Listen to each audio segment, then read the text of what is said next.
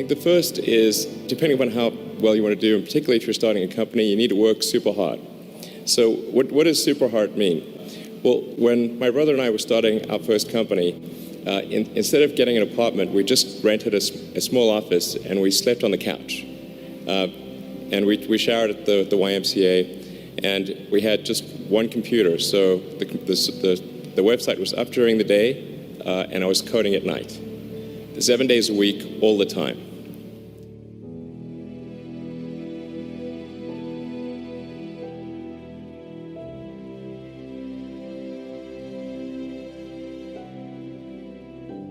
Work hard like every waking hour. That's the thing I would say particularly if you're starting a company. And I mean, if you do simple math, say like, okay, if somebody else is working 50 hours and you're working 100, you'll get twice as much done in the course of a year as the other company.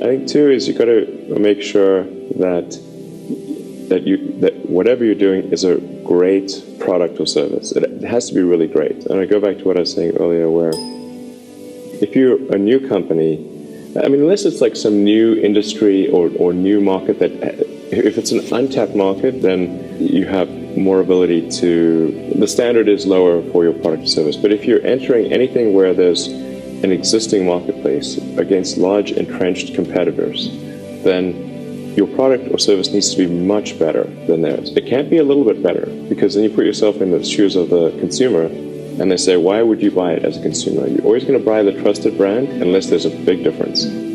So a lot of times an entrepreneur will come up with something which is only slightly better. And it can't just be slightly better. It's got to be a lot better.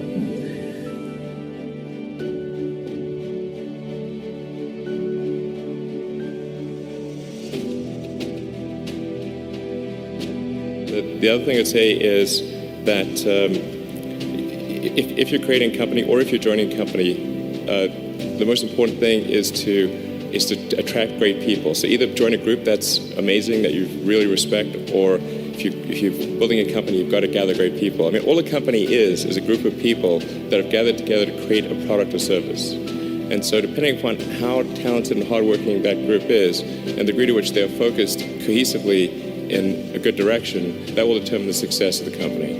So do everything you can to gather great people if you're creating a company.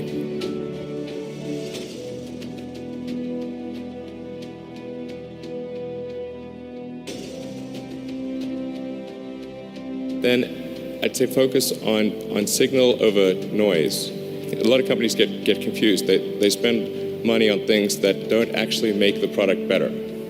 So, for example, at Tesla, we've never spent any money on advertising. We put all of the money into R&D and manufacturing and design to try to make the car as good as possible. And I think that's the way to go. So for any given company, just keep thinking about, are these efforts that people are expending, are they resulting in a better product or service? And if they're not, stop those efforts.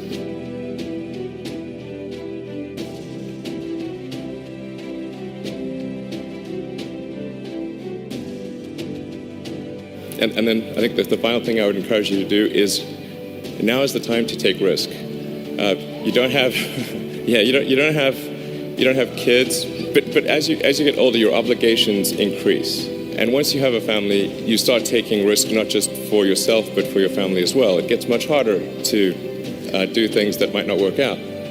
So now is the time to do that before you have those obligations. So I would encourage you to take risks now. Do something bold.